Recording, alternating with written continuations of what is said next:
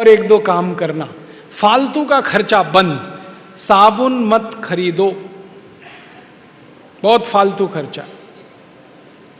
एक साबुन 15 रुपए का 100 ग्राम आता है, 150 रुपए किलो। 150 रुपए किलो तो काजू आता है, काजू खा लो तो अच्छा है। तो आप बोलोगे नहाएं कैसे? फोकट में नहाओ ना, बिना साबुन के। बिना साबुन के कैसे नहाते मालूम है? घर में तौलिया है, तौलिया, उसको पानी में भिगो लो, निचोड़ो और खूब कस के रगड़ो और पानी से नहा लो, कोई खर्चा नहीं। फिर आप कहेंगे पसीने की बदबू आती है, उसके लिए दूसरा रास्ता बताता हूं। नींबू का छिलका है ना, जिसका रस निकाल दिया, उसको उल्टा करके खूब रगड़ो शरीर में, पानी से नहा लो, एकदम खुशबू आती है।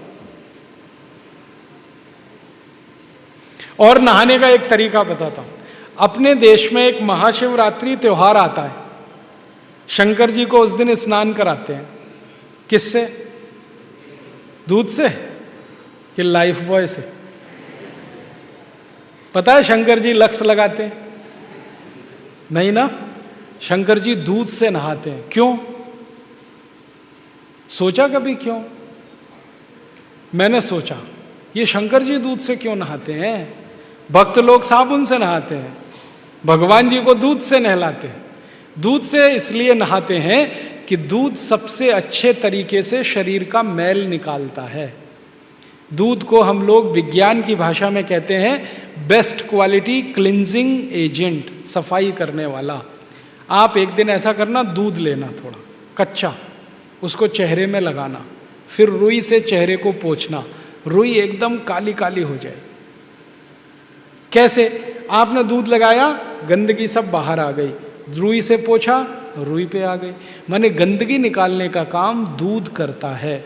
तो शरीर में भी दूध लगाएं, गंदगी निकल जाएगी। समझ में आया? अपने भारत में किसी बुजुर्ग के पांव छुओ तो क्या कहते हैं? दूधो नहाओ। कभी किसी ने यह कहा लक्स लगाओ पूतों फलो? कहा किसी ने? नहीं, सब लोग कहते हैं दूधो नहाओ। तो मान तो लो उनकी बात, दूध से नहाओ। आप बोलेंगे बड़ा खर्चा होगा, साबुन से कम खर्चा होता है दूध से नहाने में। मैं बहुत बार नहा के देखा, 2-3 चम्मच दूध लगता है, उसको शरीर में मालिश कर लो तेल की तरह से, फिर पानी से नहा लो, गंदगी सब निकल जाती है। और दूध से नहाओ ना तो त्वचा एकदम मुलायम रहती है, सॉफ्ट रहती है। और जिनकी त्वचा मुलायम है, नरम है, उनको कभी फेयर एंड लवली नहीं लगानी पड़ती, तो उसका भी खर्चा बचेगा। ठीक है? नहाओगे दूध से। अब दूध से नहाएंगे तो दूध की बिक्री बढ़ेगी कि घटेगी? तो पैसा किसानों को मिलेगा, तो जानवर पलेंगे, तो देश का विकास का काम होगा। समझ गए? नहीं तो चने के आटे से नहाओ, बेसन से। थोड़ा बेसन ले लो, दूध मिला लो, पेस्ट बनेगा, शरीर में रगड़ के नहा लो। नहीं तो एक मुल्तानी मिट्टी आती है, मालूम है? वो रात को भिगो दो पानी में, सुबह लगाओ, बालों में भी शरीर को भी। बालों में लगाओ तो शैम्पू जैसी, शरीर में लगाओ साबुन जैसी। 10 रुपए किलो में आती है मुल्तानी मिट्टी।